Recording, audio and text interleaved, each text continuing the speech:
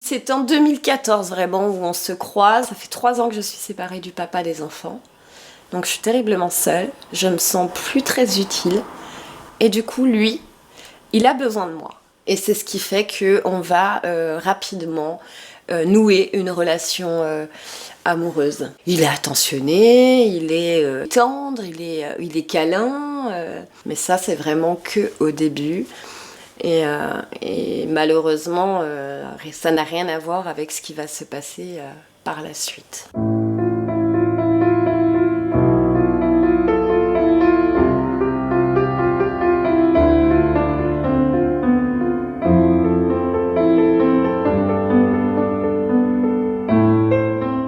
Les violences verbales vont mettre en place cette emprise psychologique que les bourreaux peuvent avoir sur leurs victimes.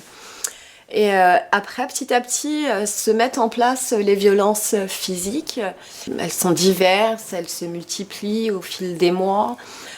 Je vous dis vraiment, alors ça va être aussi, par exemple, voilà, il vous demande de préparer le repas, ce n'est pas chaud, ce n'est pas prêt quand monsieur rentre, ben voilà, vous prenez également des coups. Quand avec ma sœur on entendait les cris et tout, et on allait se réfugier dans soit ma chambre ou soit celle de Laurine, ça dépendait des fois. Et on essayait de pas écouter parce qu'on avait peur qu'il tue notre maman, parce que il nous disait souvent qu'il allait tuer notre mère. Du coup nous on avait peur avec Laurine, du coup on se réfugiait ensemble, comme ça à deux on avait moins peur. Je me rends compte que c'est pas forcément une relation normale, mais malheureusement vous êtes tellement conditionné à ne pas vous aimer, vous avez l'impression presque que vous êtes fautive.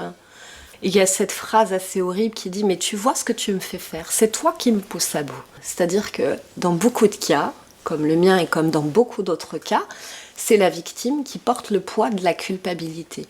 Vous avez tendance à penser que vous méritez les coups, vous méritez ce qui vous balance en pleine figure, parce que vous ne vous aimez pas. Et puis en 2015, il y a un fait de violence assez important qui dure à peu près 1h30. Donc je suis passée à tabac pour un repas non prêt d'ailleurs. Et il me met d'ailleurs à un moment donné par terre, sur le sol de la cuisine, et je suis à proximité des poubelles. Donc c'est vous dire un petit peu comment il considère la femme, comme un déchet de l'humanité. Et vous, dans votre tête, vous vous sentez comme un déchet. C'est mon premier dépôt de plainte, qui aboutit sur une condamnation de 6 mois. Donc il fait 4 mois. À cette période, moi, je suis hébergée par SOS Femmes. Et donc j'ai les frais d'hébergement. Je conserve aussi mon logement, donc je paye également mon loyer.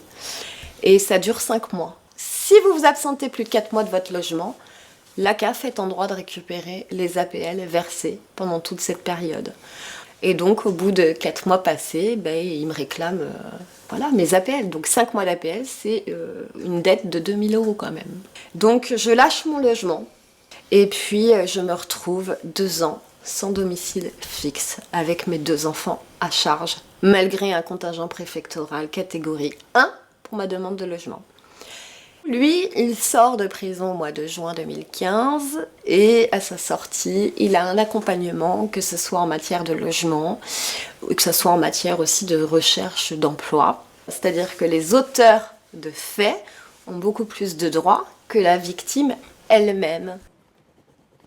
Et au mois d'octobre, il reprend contact.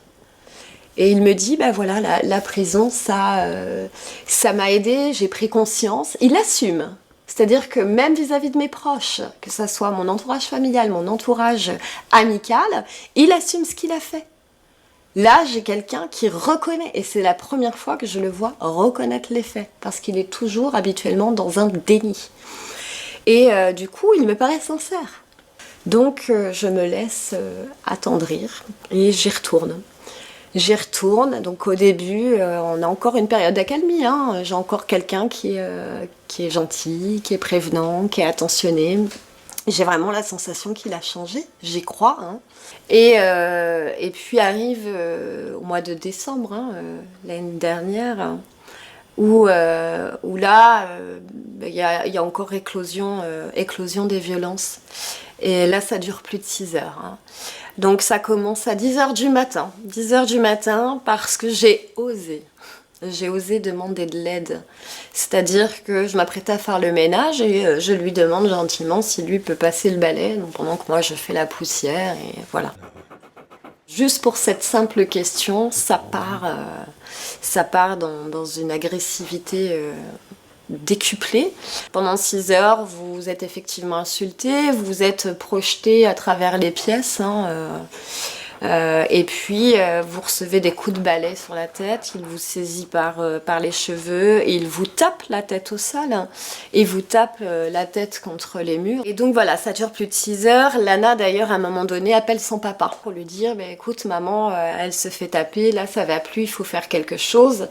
Et donc le papa décide d'appeler la police et elle vient me prévenir. Là le lendemain, je décide d'aller déposer plainte pour violence conjugale.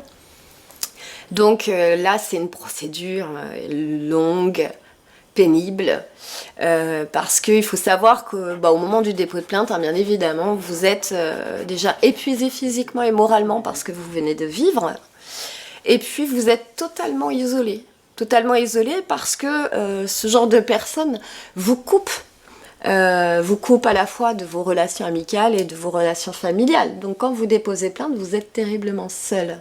Et pendant toute cette procédure, bien évidemment, rien n'est fait pour vous protéger réellement. C'est-à-dire que le temps de l'enquête, lui, il va à ses occupations habituelles, il n'est pas privé de sa liberté. Et moi, ça me change totalement mon mode de vie. Parce que pendant l'enquête, vous vivez en fonction des horaires de monsieur. C'est-à-dire que vous ne passez pas le pas de votre porte si vous n'êtes pas sûr à 100% qu'il est sur son lieu de travail. Lui, il vous harcèle jour et nuit, hein, parce que quand je le mets à la rue, bien évidemment, il n'a pas de logement. Donc, il vit dans sa voiture. Donc, qu'est-ce qu'il fait de ses nuits? Il vadrouille, hein, il circule. Un soir à 5 heures du matin, il est là, aux abords immédiats de mon domicile, ce qui lui est formellement interdit. J'appelle, je compose le 17, hein. Et là, vous savez ce qu'on me demande? On me demande en fait si j'ai fermé à clé ma porte. Alors oui. Et de là, on me dit, alors madame, éteignez les lumières et vous êtes en sécurité. Moi, une fois que j'ai éteint les lumières, c'est l'angoisse totale. Parce que je sais qu'il est là, que personne ne viendra à mon secours. Et donc, rien ne se fait, je les appelle, on me sort des excuses diverses et variées, on dit que je ne suis pas leur seul dossier, on me dit que les gilets jaunes leur prennent beaucoup de temps. Voilà, quand même des excuses un peu farfelues par moment. Et puis voilà, on me laisse vivre comme ça, ou survivre. Et donc le 12 mars, il est 8h30 du matin, je suis chez moi, je me lève, donc j'ai un simple peignoir.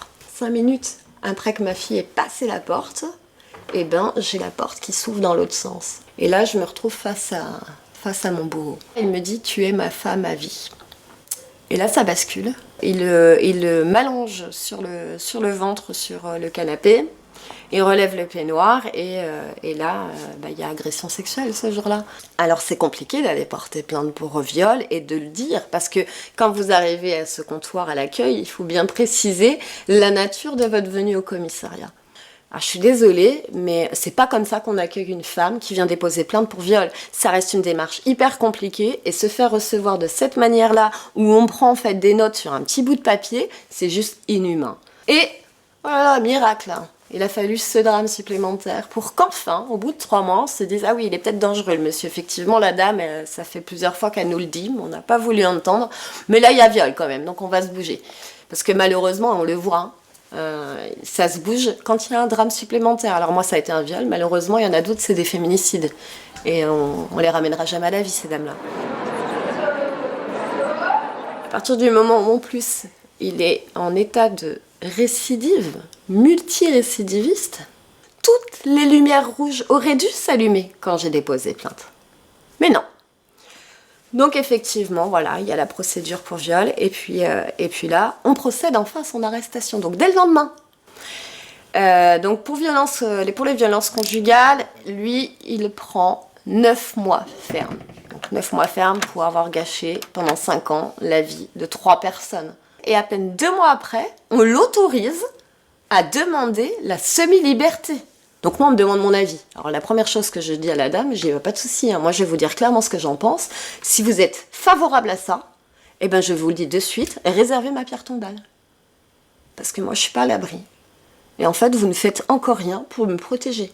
Donc je ne suis pas étonnée de voir ces multirécidivistes, parce que beaucoup d'hommes ou de femmes qui sont violents ou violentes recommencent. Ben, la réponse, elle est là. Elle est dans mon histoire. Et dans certainement d'autres histoires. Justice complice est incoupable. Justice complice est incoupable. Alors, une fois le procès qui a lieu, une fois que monsieur est incarcéré, je me retrouve face à un choix qui est le suivant. Est-ce que je reste avec cette étiquette de victime, vita aeternam, ou est-ce que je me sers de ce vécu pour mener un combat? Et mon âme de guerrière me dit, allez, tu vas faire ce choix-là.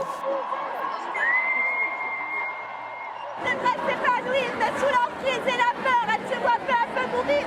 Brisons le silence nourrit la... Alors comment ça commence ce choix-là? Je vais en tout cas franchir une première étape, celle du témoignage à visage découvert. Aussi, je choisis de créer une page Facebook, donc Paroles de femmes, violence conjugale. Je croule en fait sur les commentaires, sur les demandes de contact via cette page Facebook, à des retours extrêmement positifs. Et là, je me dis, bah ouais, peut-être que je peux devenir le porte-parole des victimes. Parce qu'effectivement, j'ai ce vécu, j'ai peut-être, dans mon dossier, tout ce qu'il faut en tout cas pour travailler cette question-là. Solidarité avec les femmes du monde entier. Et de là va naître un projet associatif. Donc j'ai décidé de créer une association que j'ai appelée les Roses de l'Espoir. Je voulais véhiculer quand même des ondes positives. Parce que certes, ce qu'on a vécu, c'est pas simple. Mais quand on part de cette relation toxique, il y a un après, et cet après-là, il peut être positif.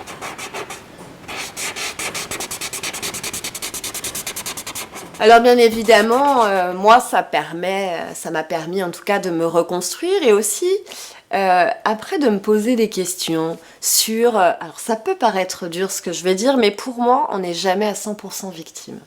Parce que forcément, alors c'est de l'ordre de l'inconscient, mais il y a bien des choses qu'on a traînées. Enfin moi en tout cas c'est ce que je me suis dit mais pourquoi? Pourquoi j'ai été aussi facilement manipulable?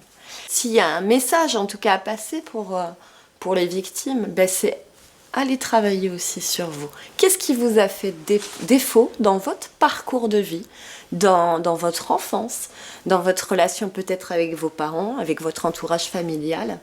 Parce que c'est ça qu'il faut essayer de travailler. Si vous ne le travaillez pas, vous retournerez dans ces relations similaires, toxiques. Et finalement, moi j'aime bien être positive parce que je pense que c'est ma positivité aussi qui fait que j'avance et que je me laisse pas détruire par cette mauvaise période.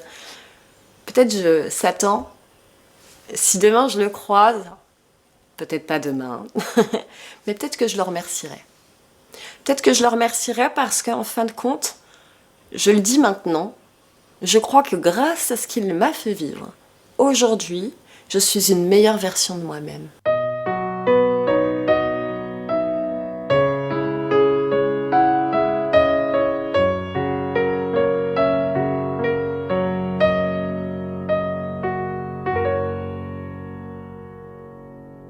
T'es heureuse, ça y est, tu l'as enfin trouvé, celui qui te fera danser, puis rire et puis chanter.